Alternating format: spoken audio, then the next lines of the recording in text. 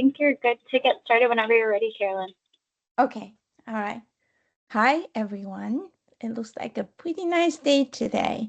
So, our topics today is to share ideas about how to build a toolbox for marketing your brownfields to developers.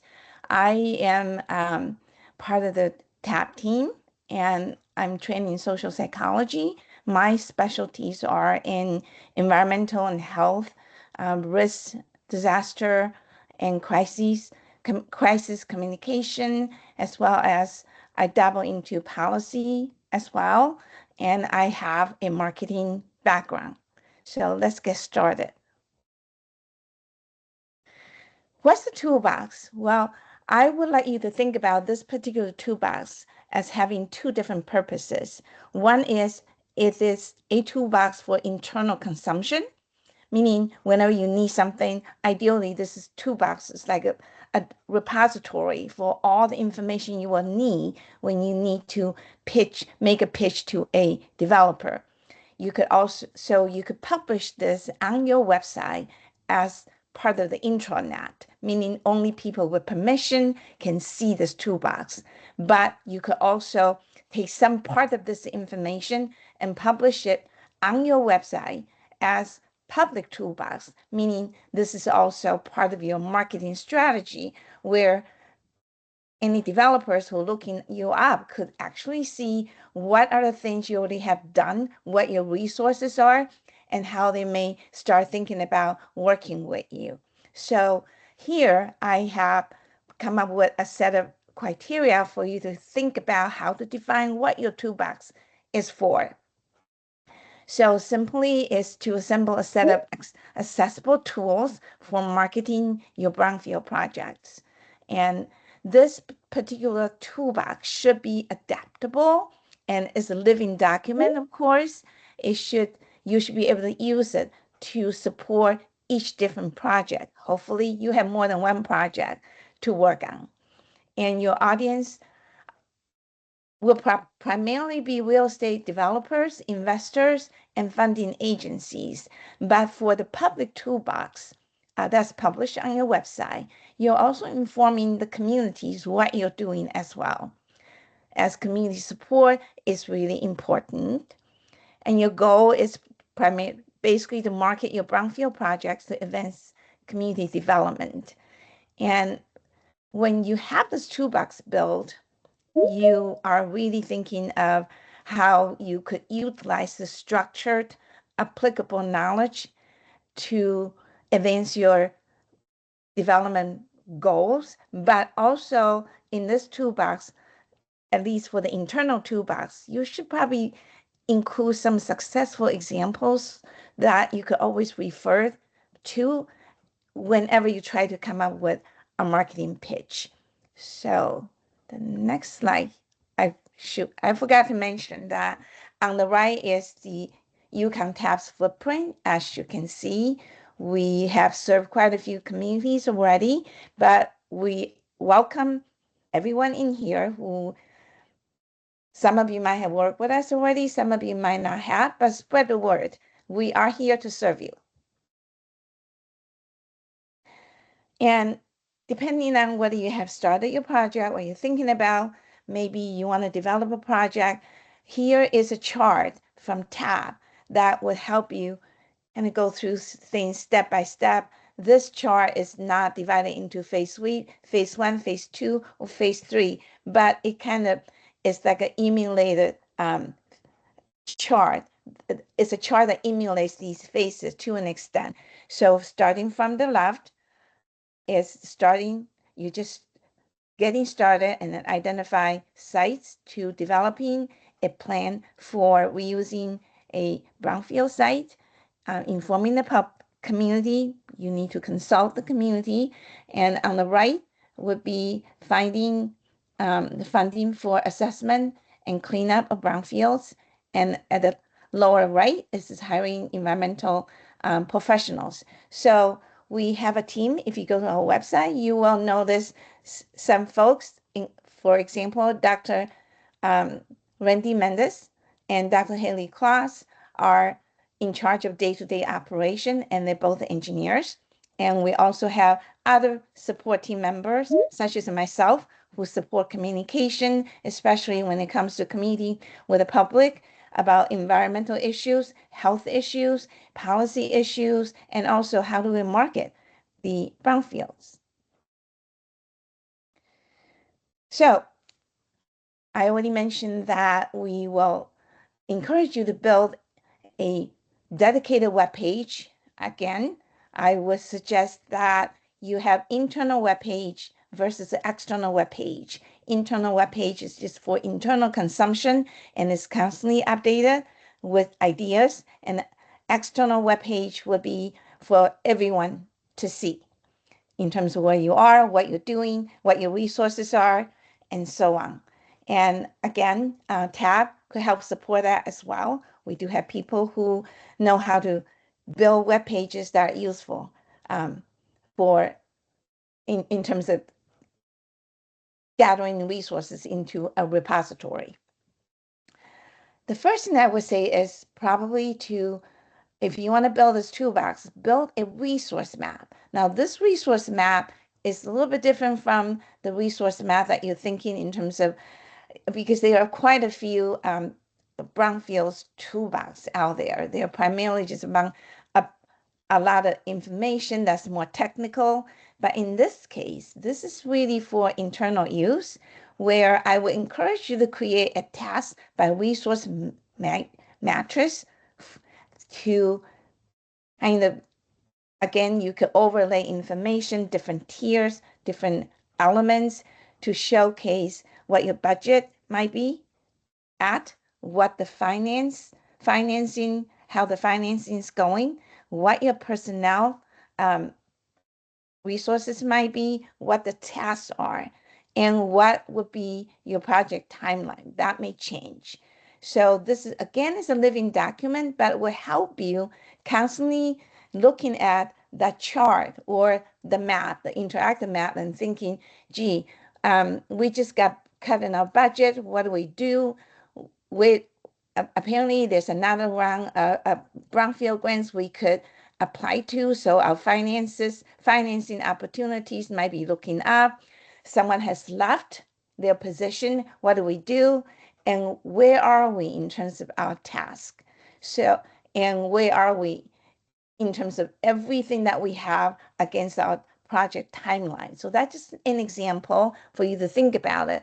And to start this, if you haven't done it before, some of you might be an expert on this already. So I'm thinking about in an advertising agency. I used to work at an ad agency marketing company. We basically just go in front of a whiteboard, and we actually just use sticky notes and to line up everything, and then we transport that sticky note into a document, and in this case, ideally interactive map. So this particular resource map is to help you identify resource gaps for meeting the task needs and project timeline. Secondly, I would encourage you to build a database of potential developers, and we'll go back to this particular aspect a little bit later. In this case, it's not an easy task. You want to identify experienced and relevant brownfield redevelopment developers and identify their completed and ongoing projects. The good thing is that everything that is related to brownfield development work is documented somewhere. So it's a matter of digging into the database, and you want to pull the information from the database to build your own database. The third thing I would say is to build a site location map. I think you're familiar with this. And again, Tab has resources. If you're not familiar how to build an interactive map, we could definitely give you advice about that. And I also want to let you know there are two kinds of interactive map. One is the kind that you could call it up on an app. The other one is web-based. So if you don't have a lot of resources, a web-based interactive map definitely works. So what goes into this map? You could add more things to it. Here are just some examples. Property photos and satellite images that would clearly show where the property is, what is the environmental elements are around buildings and infrastructure and so on will show up on the satellite images. Demographic data, most of you, if not all of you, are familiar with census tract. So there are databases out there you could draw information in. Economic data, again, you are familiar with how to do that. Infrastructure data, I assume all municipalities have access to that information. Parcel and zoning data, you uniquely are qualified to do that. And environmental data, that would depend on what phases you're in terms of what you have done, identifying, testing, and remediation, and so on. And also all the environmentally related data in terms of contamination, including air, soil, water. And I will also encourage you to build stakeholder resources. That would be federal and state, community stakeholders, consultants and experts. And we at TAP would be in the third category, consultants and experts. I'm going to go through this set of slides and then leave time at the end for questions. I'm going a little slower right now than some of the information that I'm going to show might be more familiar to you. Then I will just go over those slides a little quicker. So here I would say this is on the TAP website. I would say study other examples some of you might already have, and there's a hyperlink on the upper right. This is a project in Bridgeport, East End. And this is an area that was, I don't want to say, it's very run down. That's why it's called Trashmore, and now it's called Growmore. This will eventually become a wellness campus. And some of you are familiar with Bridgeport.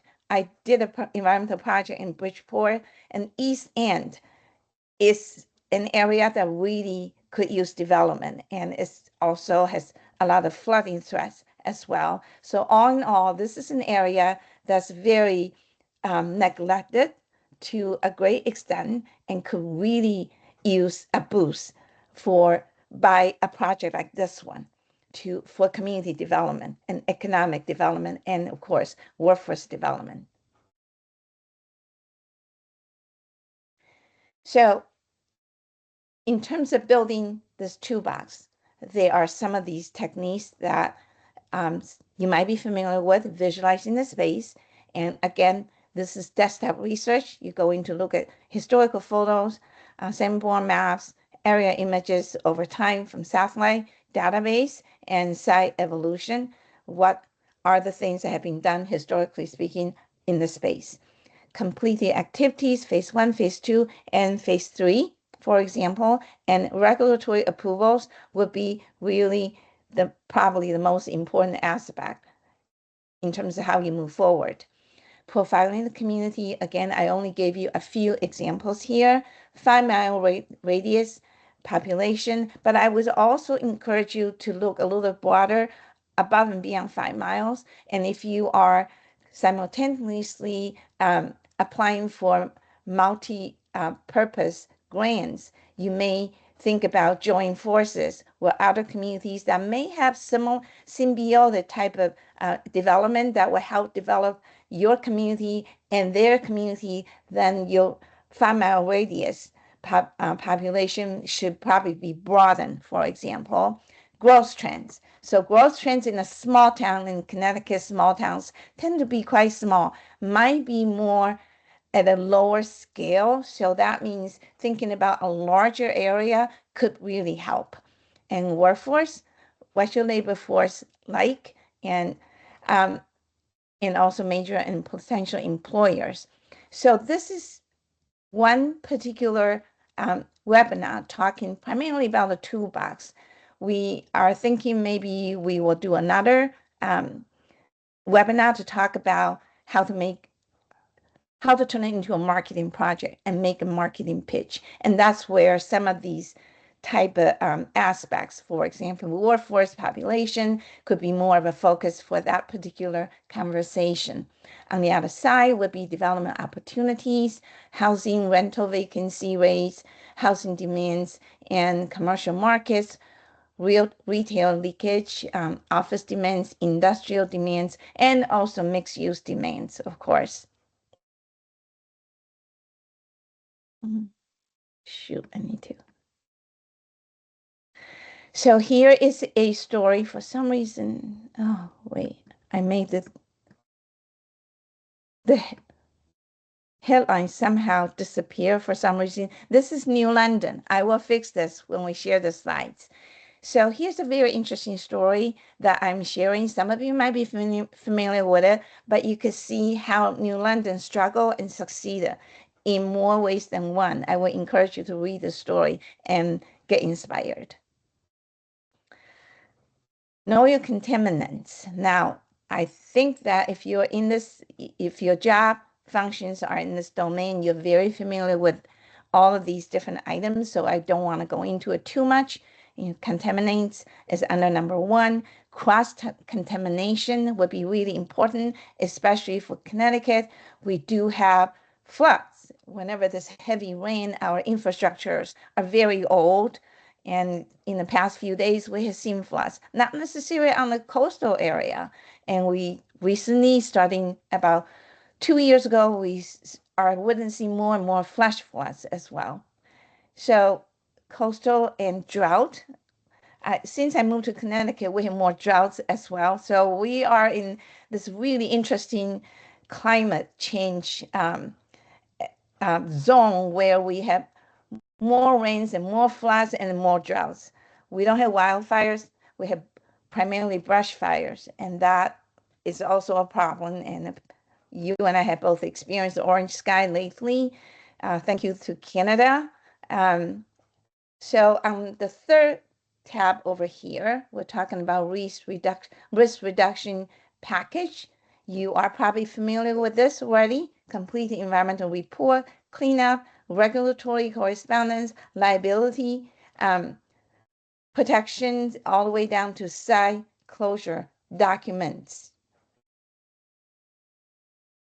Know your town.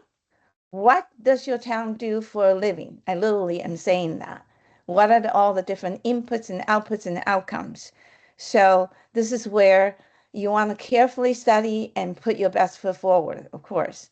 Commercial and real estate, residential activities, transportation, and goods movements and investments in a way. Know your stakeholders, illustrate your market readiness. Have you've done a market analysis, redevelopment, vision, and so on, and reorganize your core data. Organize your core data elements. That would be, for example, environmental and site data, incentives and financing tools, infrastructure and zoning alignment, partnership and stakeholder support, market and feasibility information, and last but not least, showcase your capability to market this particular brownfield project, your commitment in permitting, tax incentives, site assembly assistance, and long-term vision.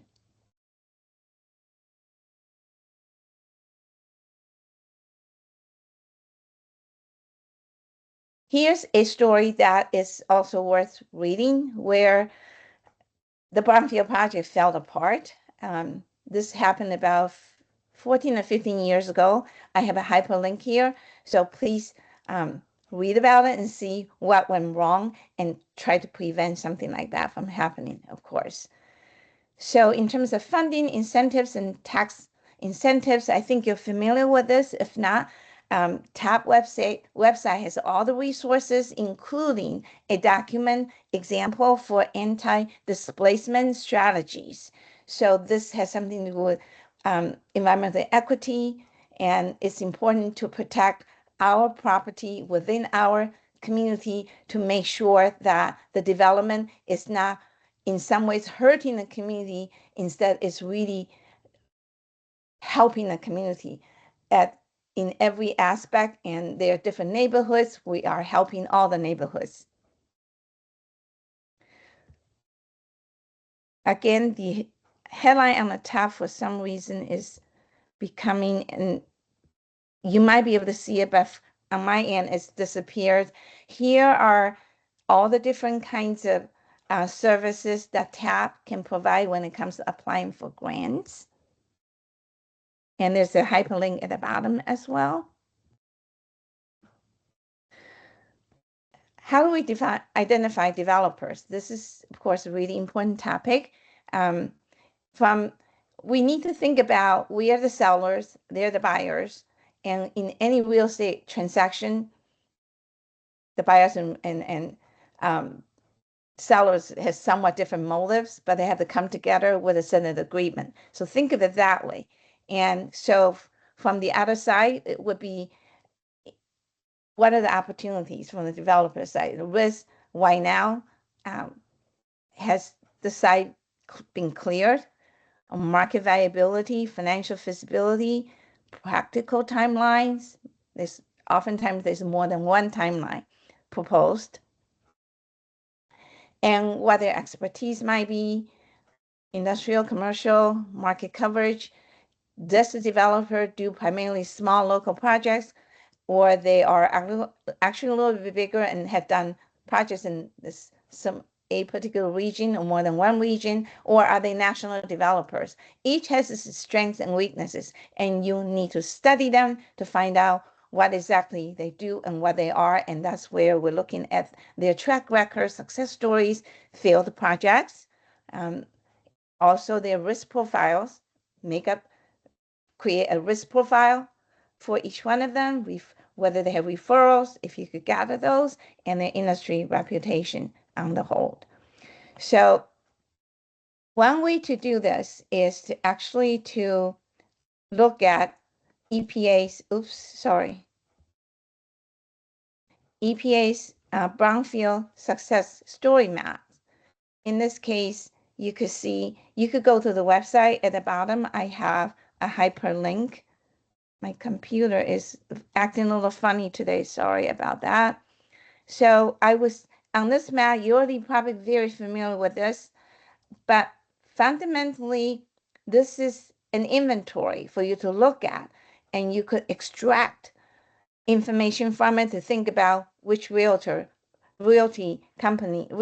estate development company might be suited. But I will also say, don't only rely on this list.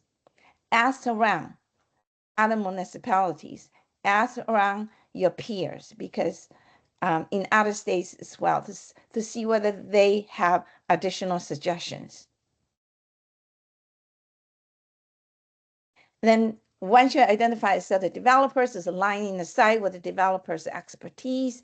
So we don't have a lot of time, so I'm going to go over this really quickly. You match the site characteristics with developer expertise, of course.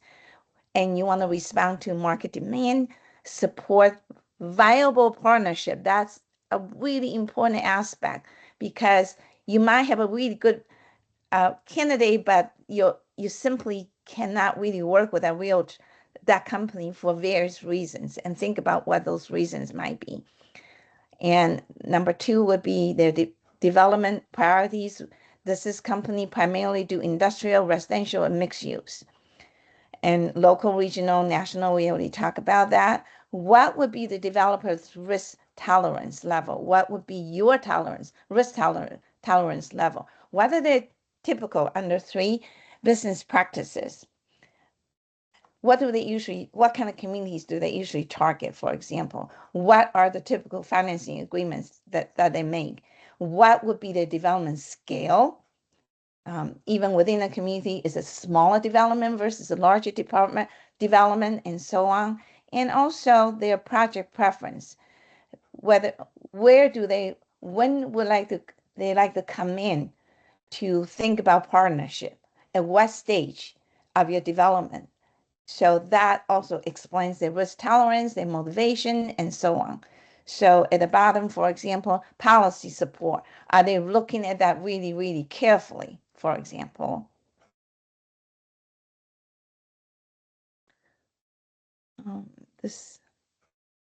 Sorry, I should probably just go to this right now.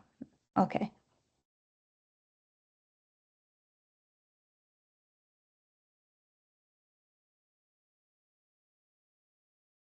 Here's an example of Fairfield. they have just published this particular project this week, actually. And there's a story on City Examiner, but it's not a free story. So if you don't subscribe to the newspaper, you may not be able to read it. So I summarize it for you here.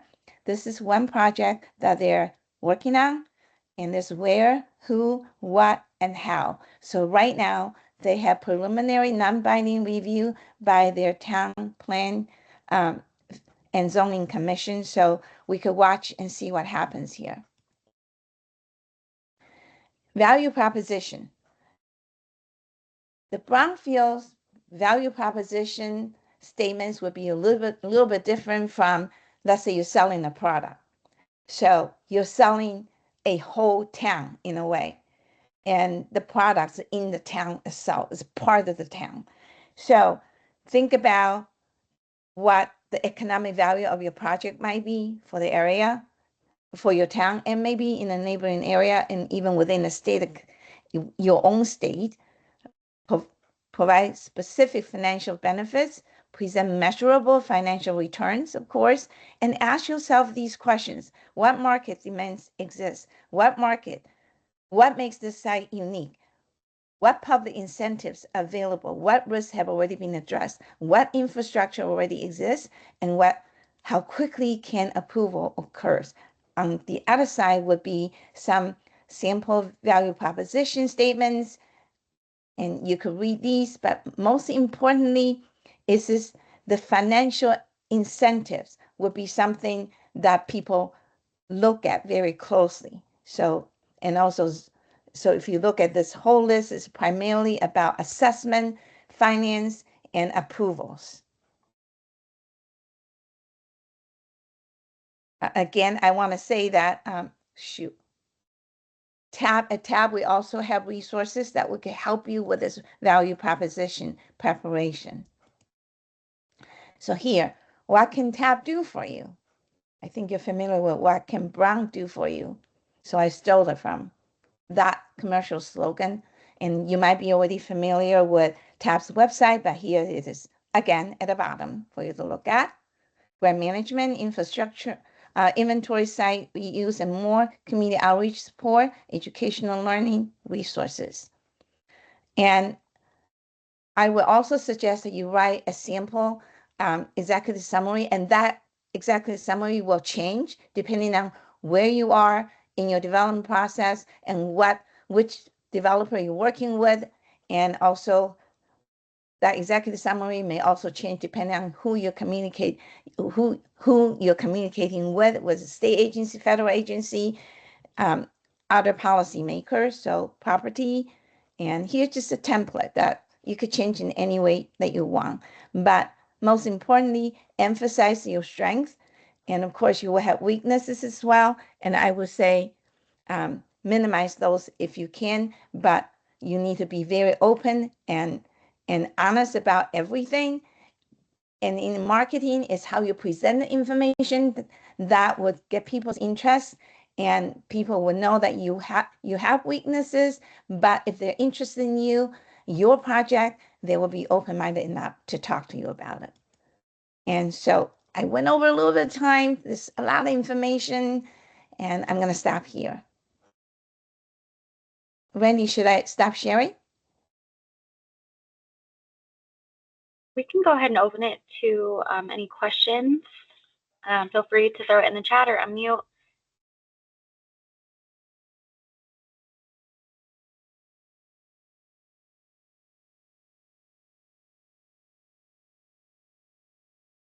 If you want me to go back to a specific slide, I can. The slides are still open. If not, thank you so much for everyone who attended. As always, the webinar and the webinar recording and the slides will be posted on our website as well as YouTube. Feel free to follow up with us if you have any additional questions that you come up with, but thank you all. Thank you.